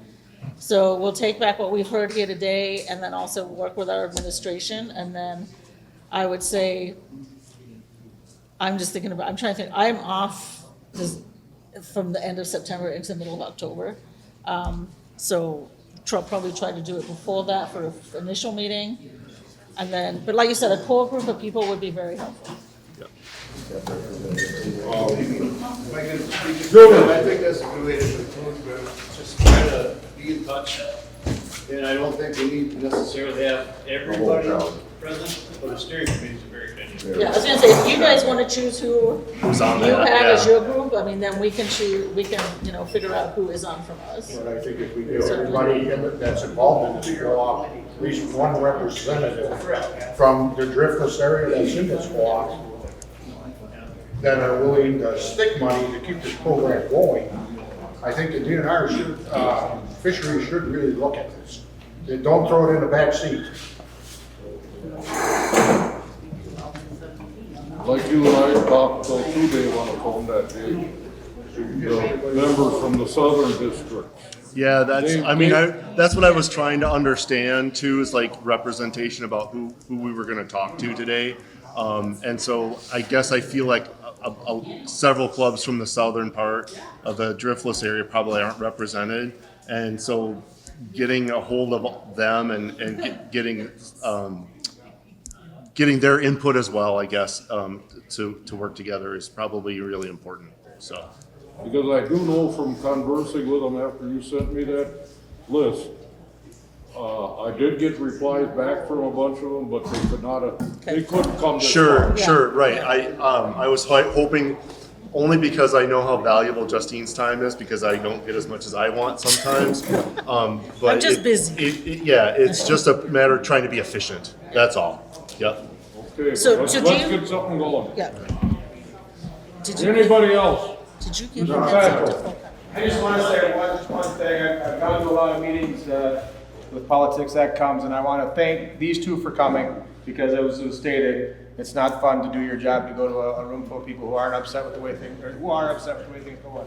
But also, I want to thank all of you in this room, number one, for taking the time, but number two, for staying civil, because you're passionate, and I love that. But sometimes passion leads to passionate statements and things get a lot out of hand, and we can work with these two folks as long as we don't go off the rail. And you guys did a great job tonight expressing your passion without going out of line. So I thanks to all of you guys. One more thing before everybody goes, I've got a list up here for everybody to sign in on. If you didn't sign in earlier, please do so before you leave, so we can tell how many people were here. And we'll have a list of the contacts that way. What I just wanted to also tell you that I don't think you know what a passionate fisherman you have in the room sitting next to me, and that she is. I'm a fisherwoman, by the way, but anyway. Yes, I get that. Yeah, I just want you to know that she's been working behind the scenes as hard as possible for all of this work to get all of this done, and that. Hey! It's fine. Whatever. Listen up. That's fine. Done. But don't forget, if you wanted copies of the permitting stuff, Dave can help you with that.